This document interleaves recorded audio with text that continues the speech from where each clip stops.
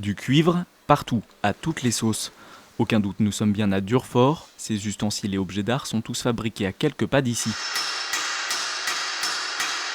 Après 4 ans sans activité, la marque historique Pierre Vergne a été rachetée en 2016 par Gérard Gélabert. Il ne faut pas oublier qu'il y avait quand même 70 ouvriers qui faisaient vivre 70 familles.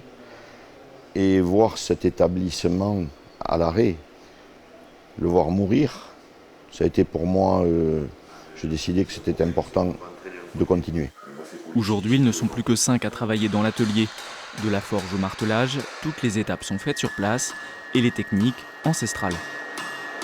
On peut imiter avec des découpes laser ce genre de choses, mais malgré tout, il n'y a pas la même patte.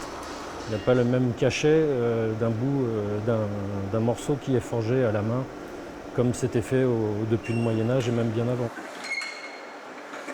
Ici, il n'y aura jamais de machine numérique.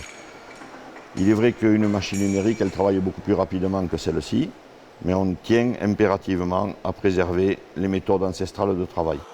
Antoine Millet est chaudronnier d'art ici depuis 15 ans. Il a vu un savoir-faire disparaître sous ses yeux.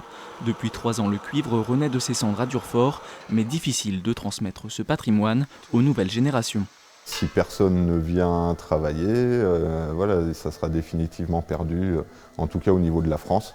C'est vrai qu'il y a d'autres endroits dans le monde où on travaille le cuivre encore de manière artisanale, mais en France, c'est parmi un des derniers ateliers existants.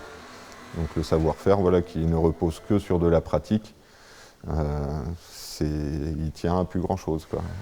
Il reste malgré tout une lueur d'espoir. Elle repose sur les épaules de Flavie, en apprentissage depuis plus d'1 an. La jeune femme se spécialise dans la gravure sur métaux.